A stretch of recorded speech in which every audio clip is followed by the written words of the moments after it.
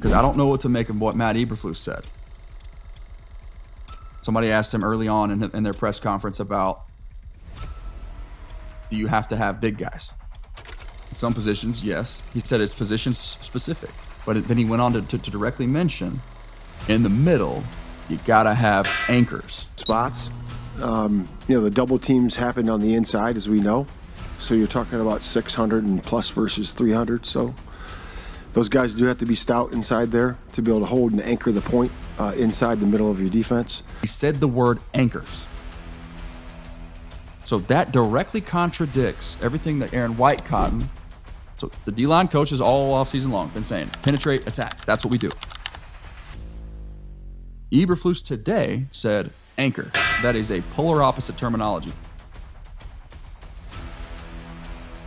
And I know, I get it, right? You're not going to ask Jay Toia to go rush the passer. Yeah, but you're still not, based on everything that Aaron Whitecotton has said, you're not asking him to two-gap read and react either.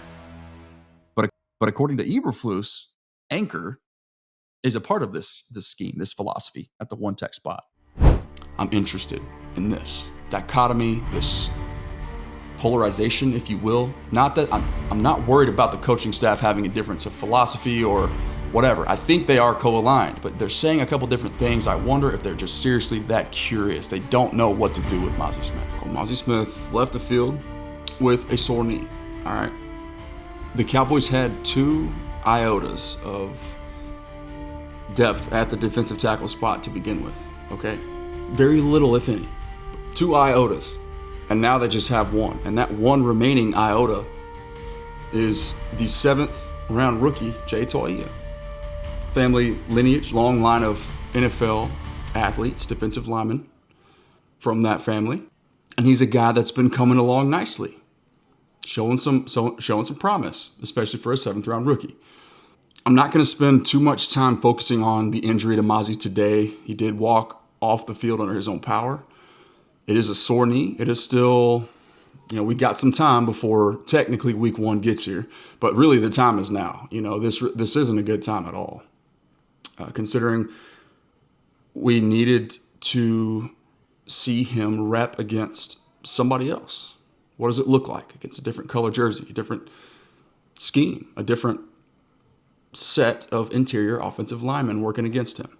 I have a theory that Mazi Smith may look worse against his own team than he otherwise would against most other NFL offensive fronts, because I do believe that this Cowboys offensive line, as you guys know, is going to be not just the foundation of their offense, but the foundation and the strength of their entire roster. There are certainly less formidable trios, duos, or even singular Tyler Smith types, or just, groups of offensive linemen that Mazi Smith is going to go against. Wanted to be able to see that. That's what I was keying in on most of the offseason, and it's certainly what I was going to be keying in on most, not just tomorrow in the joint practice, the scrimmage, if you will, against the Rams, but especially this Saturday. Okay, I'm not sure about the timeline or the severity of the injury, the issue that Mazi Smith is dealing with. They say soreness. He walked off on his own power. That bodes well, or at least you would think, for the future, at least for 2025, Mazi Smith getting back onto the field at some point in the near future. We don't know when that's going to be. The underlying question, am I taking it too far? Am I digging too deep? Am I reading this the wrong way? Am I just overstressed about the D-tackle spot in general? That's what we're going to talk about today. And I want your feedback, because I genuinely do not. This is a question from me.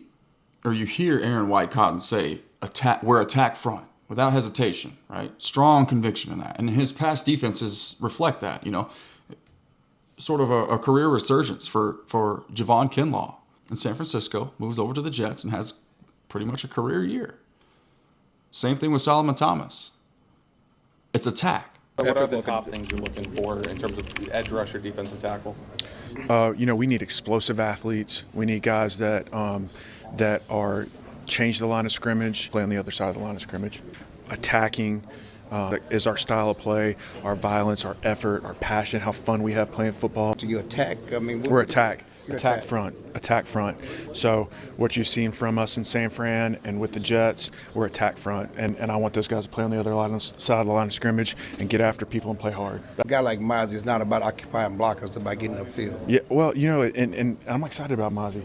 Mazi's a explosive athlete who has like good length and all these kind of things. He's a great kid. Like, man, let's cut this guy loose and let's go have fun with it. I think Mazi will do a great job in this front for us.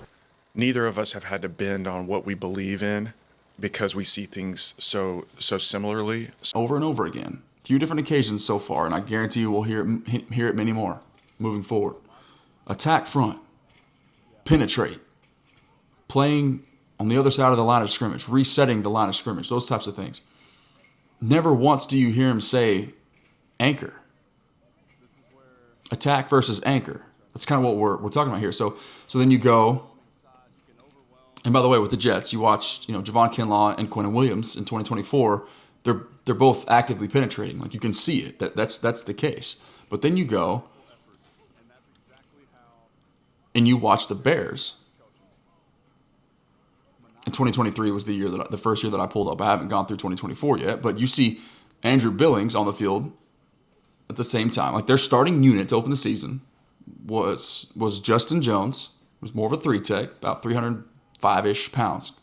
Kind of like profiles closer to Oso Odighizuwa, I would say. All right, just to give you some context for comparison there. But then you had Andrew Billings, who was really a different caliber dude than what the Cowboys have been used to, what they've had. 340 pounds and violent, just pushing people back. Okay, but Andrew Billings wasn't really actively trying to penetrate. If he was doing any penetration, he was taking somebody else with him, with one arm, and a lot of the time.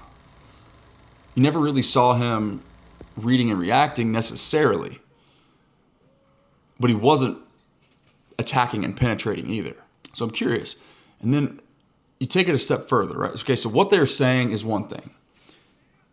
They're obviously going to coach to their personnel and cater to each specific skill set. Just go down the roster. Like, you look at what the Cowboys have, what they possess.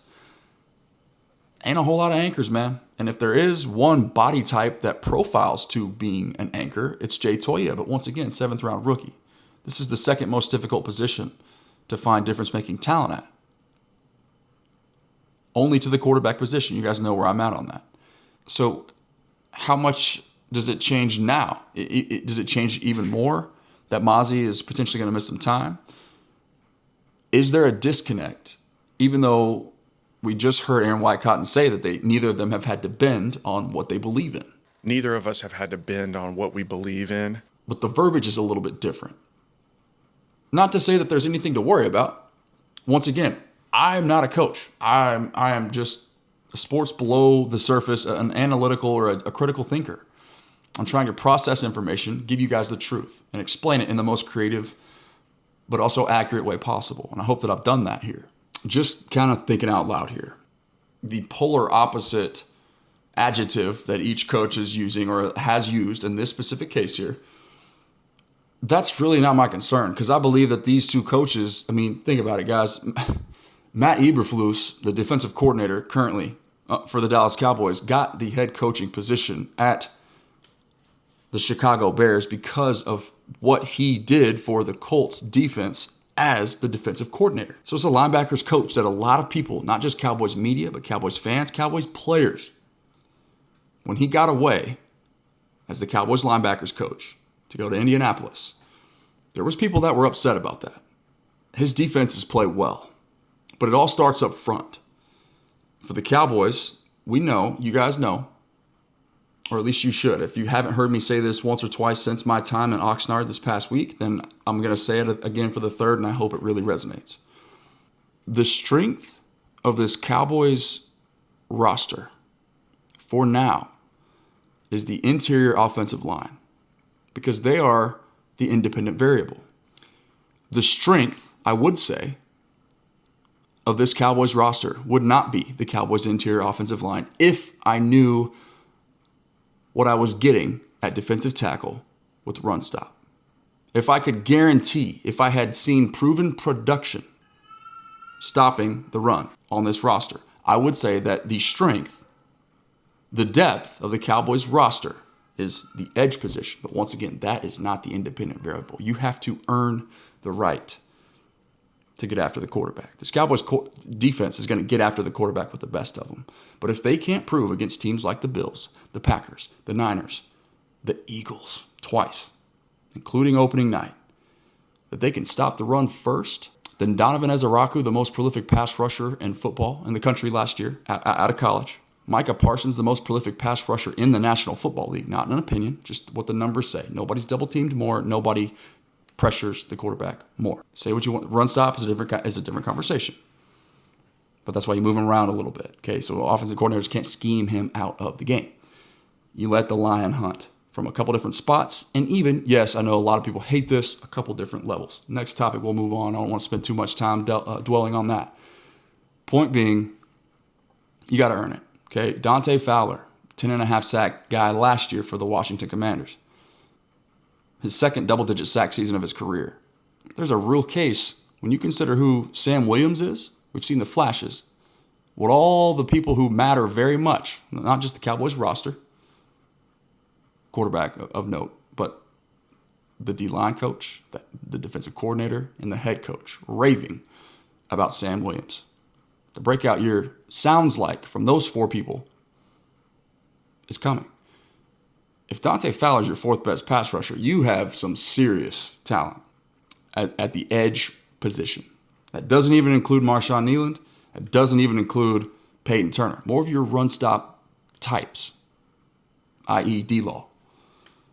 But still, Marshawn Kneeland he's taken a step in the pass rush department. He was a ready-made NFL run stopper, as was Peyton Turner.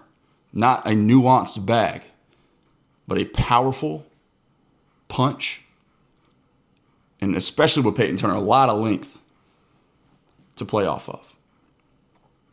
I'm interested in this dichotomy, this polarization, if you will. Not that I'm not worried about the coaching staff having a difference of philosophy or whatever. I think they are co-aligned, but they're saying a couple different things. I wonder if they're just seriously that curious. They don't know what to do with Mazi Smith.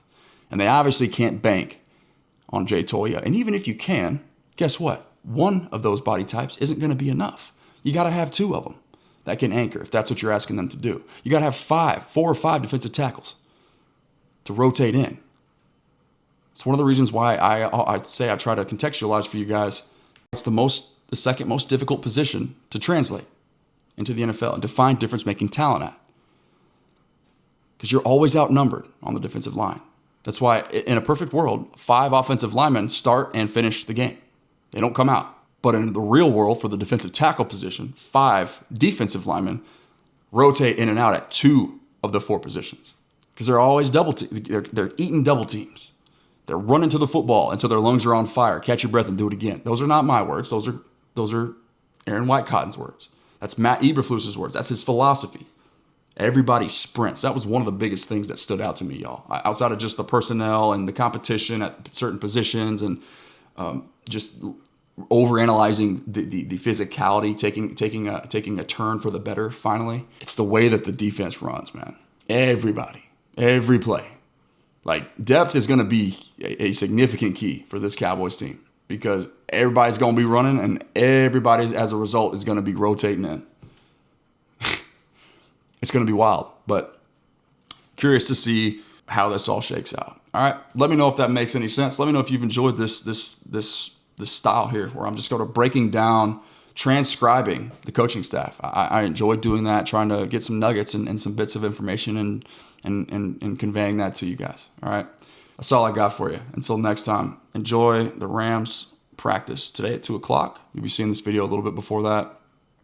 Scrimmage coming up on Saturday, but we'll have more to unpack. Probably be live tomorrow night, so be looking for a live show either tonight or tomorrow night, which will be Tuesday night or Wednesday night. And make sure that you are hitting that subscribe button and liking this video for me. That's the way that we continue to grow. 75,000 and counting, 5,000 here on YouTube. Thank you guys so much. Without you, there is no me. All right, remember that prayer changes things, and the war is already won. And conventional wisdom isn't always wise.